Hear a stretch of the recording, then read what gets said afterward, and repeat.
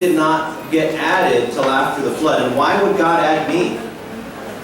The flood. If you put a mile to 2 miles of water on the face of the earth, what happens then? Animals gone. Everything's destroyed, right? All that pressure. Have you ever been diving? Anyone ever been diving? As you start to go deeper, what happens? Less fish. Pressure, right? So that's the concept. If you have no food, right, you need to eat something. So that's the concept of the original diet. But is there evidence that this is correct? Don't most people say, hey, no, I'm a carnivore. Anyone ever heard someone say that? I'm a carnivore. I gotta eat meat. I gotta eat my chicken and fish and ackee and salt fish, right? And stuff like that. It's funny, I told people that I'm vegan, I eat plant-based, so I get the same meal every time. They're like so afraid. They're like, okay, just give them rice and peas, some vegetables, and whatever. They kind of panic. They're not really sure what to give me. But you can give me some beans. Let's go get some more beans, some nuts. You know, it's great. No problem. Let's look at that. This is what God gave man. Amen. Right? So what do you think of when I turn to this slide? Amen. What's the thing that jumps out at you first? Boom. Color. Color, yes, of course. How many different colors do you see up there? Many different colors, yep. And did you know that you see colors through your retina? There's a cell called a cone. Have you ever heard of rods and cones? Who's heard of rods and cones? Good. What are the rods for? Does anyone know? Light perception. So a cat, what do you think a cat has? Cones or lots of rods? Lots of rods, because it can see at night, right? It can see in the dark. So what's very interesting is there's lots of different colors here, but how many different colors is meat? Maybe one, cooked or raw, right? Or something like that. Not many different colors, for sure. But when you look at the ability of an animal to recognize color, it is dependent on the number of cones in their retina. No, 6. You told me what was very striking about this slide was the variety of colors in fruits, grains, beans, vegetables, nuts, right? You told me that was very interesting. But did you know which animal has the most cones? Man. Who said man? That's correct. That's correct. You and I have the ability to appreciate color. Okay, now reach over to your neighbor, shake your neighbor's hand. All right. What's also interesting about this slide is how many different textures are up on that slide. How many different textures? A variety, right? You've got furry, fuzzy, sharp, spiny, bumpy, right? All kinds of different textures, right? But what about meat? How many different textures is meat? It's kind of just one or two cooked raw again, right? Well, you have a ton of them up here, and what you just did with your neighbor is very interesting. When you shook your neighbor's hand, did you know that you have in your hand the ability to differentiate thousands of different textures? In fact, to just 1 millimeter, I can take 2 pins and poke you, and I say, do you feel 1 poke or 2 pokes? That's called 2-point discrimination. When you do that on your fingertip, you can discriminate down to the millimeter. Did you know that? On your back, it's less sensitive. Like if I poke you with 2 things, you'll say, oh, that's 1. I'm not really sure if it's 1 or 2. But on your hand, you have the ability to differentiate between many different textures. Very, very important to understand that. Finally, how many different tastes are up here? Many. Many. How many different tastes is meat? It tastes like chicken. It's true, right? It depends on how you season it. Honestly, is that true or not? And if people tell me I was designed to eat meat, you know what I tell them? I say, okay, I'm going to bring a pig or a goat in here or something like that, right? And I'll tell you, come up and kill that animal with just what God gave you, or evolution gave you, or Allah gave you, or Krishna, or Buddha gave you, whatever you want to say, right? Kill that animal with just what you gave you. If it was a pig, the pig will probably roll over and ask for a belly rub from you. But let's say you could kill it, right? Get a few lucky hits, maybe knock it out, strangle it, or something like that. The next thing I'm going to tell you is eviscerate it and eat it with just what God gave you.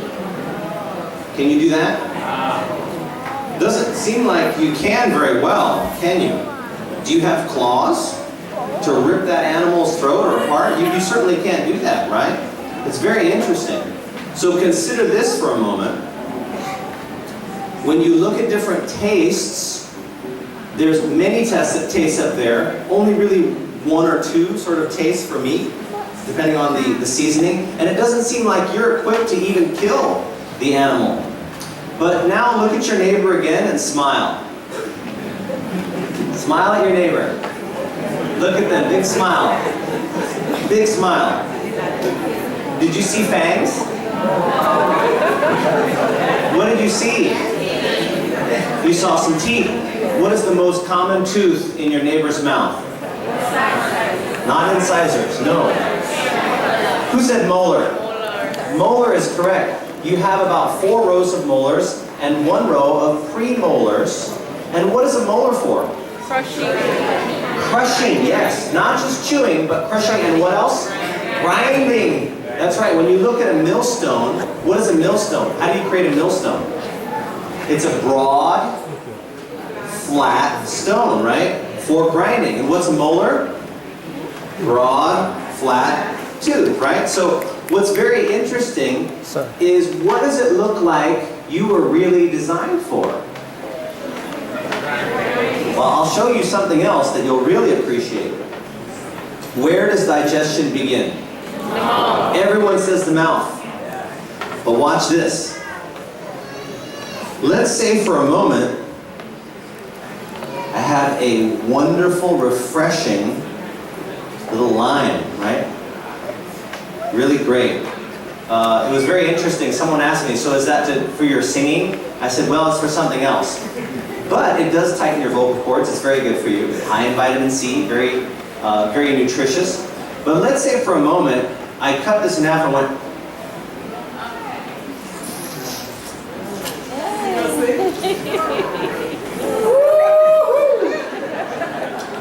what just happened to all of you?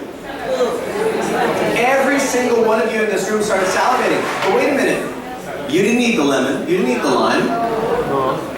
So where does digestion begin again? The eyes. Oh, the eyes. Okay, let's say Brain. you're back at home, okay? For summer vacation, you're at mom's house. Who likes to visit mom's house? All right. And as you are sleeping, Senses. you wake up and you smell something.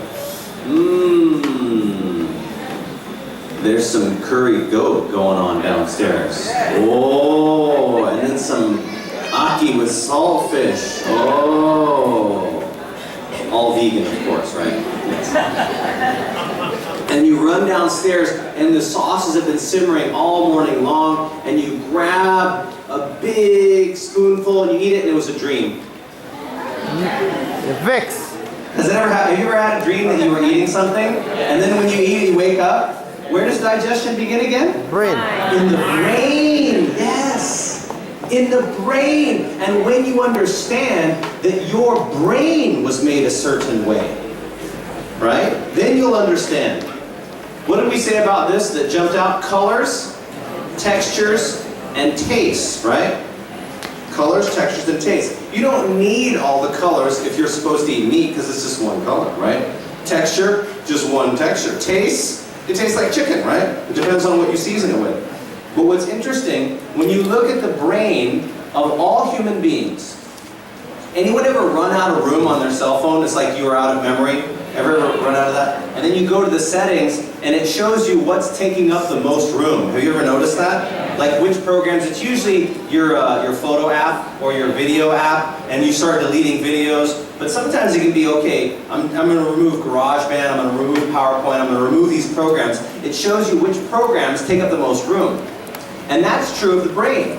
There are 3 programs that take up the most room in your brain. And you know what they are? It's called the homunculus. The homunculus is a word that shows you the hard drive of your brain, right? And what takes up the most room. And this is a graphic representation of each part of the body that takes up room for motor and sensory. What's the biggest program? Hands down. Ha ha ha ha ha. What's the biggest program? the hand, right? And then number 2 is probably eyes. Number 3 is probably tongue, right? Everyone see that? So those things take up the most space in your hard drive. And, oh, just by the way, you seem to be designed for this. Isn't that interesting? What was intriguing when I bit into that lemon and all of you salivated is, and you said that digestion began in the mouth, right? Here's an interesting thing about the mouth. Not only do you have 5 rows of molars, which is for grinding, like for grains, right? Nuts and seeds.